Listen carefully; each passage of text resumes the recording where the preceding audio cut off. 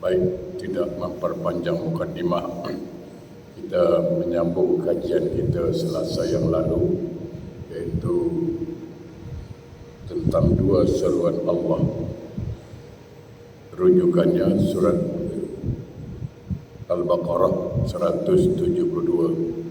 Jadi bagi jemaah yang punya waktu lapang di rumah sambil duduk, boleh buka ini Quran, surah Al-Baqarah 172, di mana sekedar ulang balik, Allah berfirman, a'udzubillahi minasyaitonirrajim, ya ayyuhallazina amanu kulu min thayyibati ma razaqnakum washkuru lillahi in kuntum iyyahu ta'budun. Ayat ini ringkas, tapi maknanya dalam. Kita nak mengamalkan 6,000 sekian ratus ayat Quran mungkin tak mampu. Dapat mengamalkan satu ayat ini pun luar biasa sudah. Satu ni aja, jangan cerita banyaklah. Satu ni kalau dapat diamalkan, dah bagus. Perhatikan di ujung ayat itu apa yang Allah kata, in kuntum iyyahu ta'budun. Kalau kamu, kata Allah, kalau bahasa mudah, kalau kau nak beribadah betul-betul padaku, kata Allah itu. Artinya apa? Ini tawaran dari Allah. Kalau kau nak betul-betul ibadah padaku, ini sama kan kalau kita cakap dengan anak, kalau kau nak jadi anak baik, buat rajin sekolah, ini. Sama kita cakap dengan isteri, kalau kau nak jadi isteri yang solehah, buat begini, kan gitu. Sama, Allah dah tawarkan. Kau nak tak jadi hamba yang baik? Itu Allah tanya. Kau nak tak beribadah yang baik? Kata Allah. Saya yakin jawapan kita sama, nak. Kata Allah dua. Yang dipanggil orang beriman, pertama, kulu min thayyibati ma razaqnakum. Makanlah rezeki yang baik-baik yang aku dah kasih, kata Allah. Ini kita dah bahas Selasa lalu, cuma sekedar mengulang balik. Ya, ingat hadis Nabi mengatakan apa? Kullu nabatan nasuhdi min haram fannaru aulabi. Setiap daging yang tumbuh dari yang haram, maka neraka lebih baik buat dirinya. Oleh karena itu, siapapun yang sudah makan sumber yang haram, sama ada zatnya haram atau cara mendapatkannya haram, maka akan menutup pintu hidayah. Pintu hati tertutup. Maka dia tidak mungkin boleh beribadah, dan memang tidak mau beribadah. Kenapa? Karena kekuatan kita beribadah ada pada hidayah Allah. Itu dia. Jadi jangan heran penjudi, pemabuk, pemakan duit haram itu suruh solat tak akan kuat. Suruhlah solat kalau percaya. Suruhlah kalau boleh. Karena dia punya power hidayah tak ada. Saya dah bahas, tak ulang baliklah lagi. Nanti habis pula waktu di situ aja. Yang kedua, kata Allah, setelah kita makan rezeki yang baik-baik, washkuru lillah, bersyukurlah kepadaku, kata Allah. Saya ingin menjelaskan sedikit di sini tentang syukur.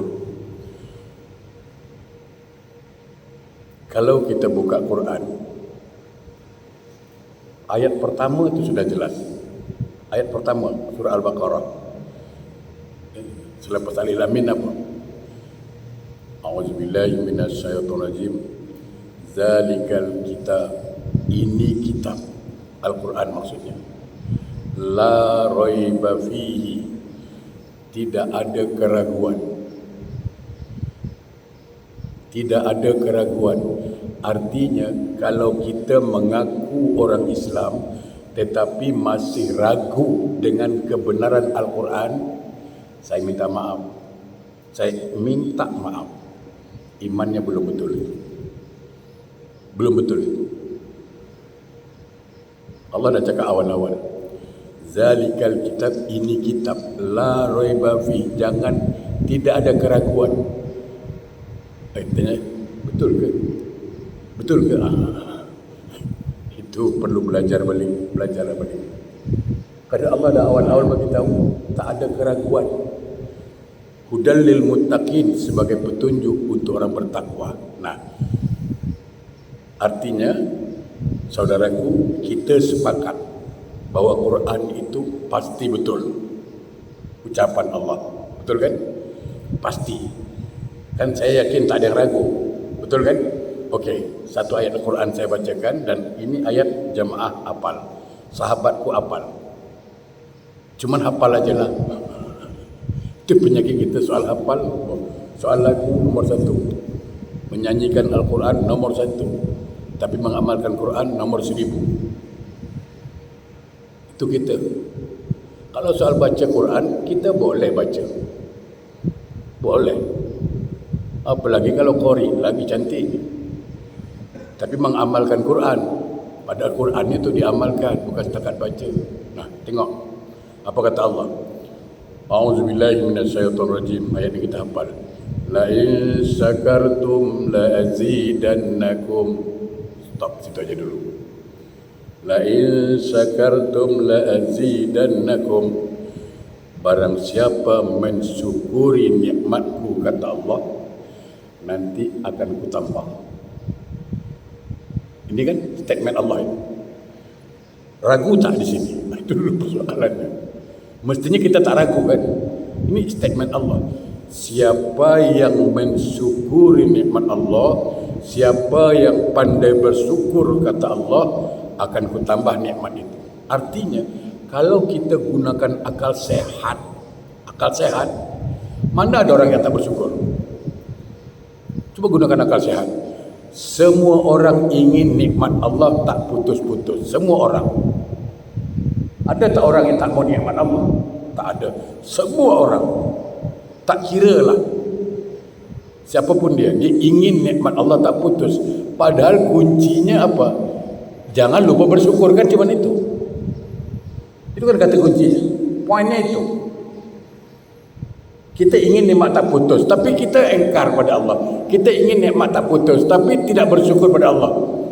Ini apa kata orang Melayu? Cakap tak serupa bikin. Itulah dia. Cakap tak serupa bikin. Dia ini kan ego. Ego kan itu. Nikmat Allah mau, syukur tak mau. Ini kan astagfirullahalazim. Ego lah itu namanya. Dalam bahasa Islam dipanggil apa? Ananiyah. Sombong. Allah dah bagi tahu, la in syakartum la azidannakum. Kalau engkau bersyukur, aku tambah, kata Allah. Cuba baca ujungnya apa? Wala in kafartum, wala in kafartum, tapi kalau kau engkar, kata Allah, kufur nikmat, inna azabi la syadid, maka tunggulah azabku sangat pedih. Bukan sekarang diazab, nanti. Kan tunggu, kata Allah. Kadang ada orang, aku tak solat pun happy je pun. Ada kan? Aku walaupun tak solat, aku tak kacau orang. Aku tak solat makan. Aku tak solat pun hidup. Iyalah, Allah cakap tunggu, bukan sekarang. Bukan dia cakap sekarang aku azab, kata Allah. Tunggu. Bukan dia. Tunggu kau mati, rasa kau macam mana? Tunggu kau dalam kubur. Tunggu di akhirat nanti. Bukan Allah cakap, siapa bersyukur, aku azab sekarang. Dia tak cakap sekarang. Kadang-kadang kita itu kan. Ayat ini apa maksudnya? Senang. La in syakartum la azidannakum wa la in kafartum inna azabi lasyadid. Barang siapa bersyukur padaku, kata Allah, nanti aku tambah. Tapi siapa yang engkar kepada nikmatku, kata Allah, nanti aku azab. Sekarang pertanyaannya satu. Kita nak nikmat Allah atau azab Allah? Itu saja dulu. Saya sependapat, kita sependapat yang kita nak nikmat Allah. Pasti. Maka tak ada lain pilihannya, syukuri nikmat yang ada. Syukuri nikmat yang ada. Bila kita bersyukur dengan nikmat yang ada, maka akan datanglah nikmat yang baru. Tapi kalau kita ingin nikmat Allah datang, sementara kita kufur nikmat, ini kan bercangkah. Ingin kenyang tapi tak mau makan, macam mana? Dia nak kenyang tapi tak mau makan. Masuk akal tak tu? Ini kan melawan takdir. Takdirnya kalau nak kenyang kau makan. Itu kan takdir itu. Kau nak kenyang kan makan lah. Tak. Kalau Allah takdirkan kenyang, ya kenyang jugalah. Tapi tak makan-makan, mampus mau. Kenapa? Melawan takdir. Engkau nak nikmat datang terus, tapi engkau kufur. Macam mana? Kalau engkau tak nak makan, berarti lapar. Berarti lapar. Karena itu janji Allah, tak mungkin engkar. Kalau nak nikmat, maka syukuri. Kalau engkau engkar, azab. Selesai masalah. Oh Ustaz, saya tengok kan, tak ada azab pun kawan tu. Tak solat, tak pernah pergi masjid, tak pernah baca Quran, tak tahu baca Quran pun, tak kena azab pun. Astagfirullahaladzim. Azab Allah yang paling besar tu apa kalau nak tahu? Tak adalah musibah yang paling besar lagi menimpa umat Islam kecuali hilang rasa beribadah. Itu musibah paling besar itu. Artinya azab yang ditunda. Jangan cakap itu tak azab. Azab itu. Dah tak ada hati nak solat, tak ada hati nak sedekah, tak ada hati nak puasa. Itu azab, brother. Itu azab. Namanya azab yang ditunda. Kalau dalam bahasanya apa? Istidraj. Dalam bahasa agama disebut istidraj. Saya jelaskan sedikit biar kita ngaji tak lama-lama tapi faham yang penting. Pemberian Allah itu, saya ulang balik, pemberian Allah kepada kita ada dua. Ingat baik-baik, ada dua. Satu disebut nikmat. Satu lagi disebut istidraj. Ini jarang orang sebut. Faham kan? Satu disebut nikmat, yang satu istidraj. Mana yang nikmat? Mana yang istidraj? Yang nikmat ialah bila Allah anugerahkan sesuatu kepada kita, apakah umur, rezeki, kesihatan, apapun yang Allah berikan pada kita, lalu kita gunakan kepada amal-amal ibadah sehingga mendekatkan kita pada surga, maka dia menjadi nikmat namanya. Apakah rezeki, begitu jugalah kita sedekahkan, pergi haji, umrah, macam-macam. Tapi kalau sesuatu anugerah yang Allah berikan pada kita, umur panjang, badan sehat, rezeki banyak, lalu semuanya itu kita gunakan ke jalan maksiat, tidak untuk taat, bahkan mendekatkan dia kepada neraka, maka itu namanya bukan nikmat tetapi istidraj. Pemberian yang diberi Allah mendekatkan dia ke neraka. Itu dia. Jadi jangan cakap walaupun dia tak solat kan, rumah dia banglo lah. Oh, kita gitu kan. Walaupun tak solat, gaji dia besar lah. Ya, kau tak tahu itu bukan nikmat istidraj. Aku rumah 3 bilik tapi nikmat. Anak aku baca Quran, isteri aku solat, aku pun tak lepas solat. Dia rumah banglo, rumah kondo, tapi satu orang pun tak solat. Macam mana? Tak kena azab pun Allah cakap nanti, bukan sekarang, brother.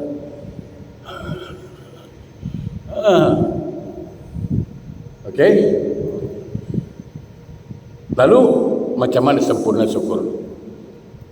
Macam mana sempurna syukur ini? 3. Syukur ni sempurna dengan 3 perkara. Ini boleh, Selasa depan pun kita bahas masih tentang syukur jugalah. Sempurna syukur dengan 3 perkara. 1, qaul bil lisan. Ucapkan dengan lisan. Dapat nikmat, lisan mengatakan alhamdulillah. Tulisan ucapkan. Wa tasdiq biqalbi, benarkan dalam hati sebenarnya ini pemberian Allah tapi lewat tangan manusia. Pemberian Allah lewat kerja. pemberian Allah lewat riba taksi. Ini semua pintu-pintu yang Allah gunakan menyampaikan rezeki kita. Ada yang jadi driver taksi, nah itulah pintunya. Ada yang bekerja, itulah pintu rezekinya. Yang sebenarnya rezeki datangnya dari Allah. Cuma pakai pintu mana sekarang masalahnya. Itu aja. Jangan takut, saya berhenti kerja di sini, habis rezeki mati, putus. Tidak. Allah akan pakai pintu lain. Kau relax lah brother relax, jangan takut. Jangan. Jadi orang yang beriman dia takkan risau soal rezeki. Betul ke Ustaz? Betul. Saya pegang satu ayat saja. Saya tak banyak pegang ayat. Surah Hud ayat 6. Buka Quran. Apa kata Allah? A'udzubillahi minasyaitonirrajim. Wa ma min dabbatin fil ardi illa 'alallahi rizquha. Tiada binatang yang melata. Binatang yang melata. Binatang ni makhluk yang hina menurut kita. Allah siapkan rezekinya. Bayangkan binatang melata, Allah siapkan rezekinya. Kita ni makhluk mulia yang Allah ciptakan. Takkan Allah tak siapkan? Yang kau risau kenapa? Ini kerja Allah. Allah punya kewajipan menyiapkan rezeki. Kita punya kewajipan menjemput. Begitulah. Jangan pula rezeki tak ke mana, kau tidur. Memang tak ke mana lah rezeki itu. Jangan salah faham pula nanti. Allah punya kewajipan menyiapkan rezeki, betul. Tapi kita punya kewajipan menjemputnya. Jangan tidur kat rumah, rezeki tak ke mana. Memang tak ke mana lah kalau kau tak ke mana-mana juga. Bukan begitu belajarnya. Ya? Benarkan dalam hati. Lalu wa amala bil arkan, diamalkan dengan anggota badan. Saya bersyukur badan sehat, solat tak tinggal. Saya bersyukur dapat rezeki banyak, zakat jangan lupa, sedekah jangan lupa. Itu dia. Jangan syukur alhamdulillah, tabung masjid lalu aja. Alhamdulillah, sedekah tak juga. Itu bukan. Jamaah yang berbahagia, sahabatku yang tercinta, hidup ini relax. Coba saya tanya jamaah dari hati ke hati kita sekarang. Yakin atau tidak Allah itu bersifat Ar-Rahman Ar-Rahim? Itu dulu soalan saya. Allah Maha Pengasih, Allah Maha Penyayang. Yakin tak? Yakin kan? War-Rahmanur Rahim. Allah Maha Pengasih, Maha Penyayang. Itu kita akui bahawa Allah itu bersifat Ar-Rahman Ar-Rahim. Bila sifat Ar-Rahman dengan Ar-Rahim bersatu, maka itulah rahmat. Kalau begitu, apapun yang Allah takdirkan pada kita, apapun namanya, sebenarnya bentuk kasih dan sayang Allah pada kita. Cuman kita yang belum sampai ilmunya. Kadang kita ingat musibah, belum tentu musibah. Kadang musibah itulah menyelamatkan kita sebenarnya. Kita tak tahu. Belum tentu apa yang kita tak suka itu dibenci oleh Allah. Belum tentu apa yang kita suka Allah suka. Belum tentu. Maka selalu saya katakan, orang yang bersyukur, orang yang betul-betul beriman, sedikit pun tidak akan pernah buruk sangka kepada Allah. Itu dia orang beriman. Kenapa? Karena Allah bersifat Ar-Rahman Ar-Rahim. Tapi kalau dia, aduh Allah macam tak sayang aku, berhentilah kau. Kalau masih keluar cakap, aku heranlah sembahyang tak tinggal, ngaji aku boleh katakan mana ustaz aku tak belajar, tapi hidup makin susah. Berarti belum betul kau ni, belum belajar lagi. Itu jadi konsep syukur itu. Jadi kalau kita nak betul-betul beribadah kepada Allah sesuai dengan firman Allah tadi, Al-Baqarah 172, in kuntum iyyahu ta'budun, pertama makan rezeki yang halal, sumbernya dan zatnya halal. Yang kedua bersyukur. Kalau dua ini saja, insya-Allah nanti kita akan bahas tentang bagaimana syukur itu. Mudah-mudahan bermanfaat apa yang saya sampaikan. A'udzubillahi minasyaitonirrajim. Bismillahirrahmanirrahim. Alhamdulillahirabbil alamin. Allahumma shalli ala sayyidina Muhammad wa ala ali Muhammad.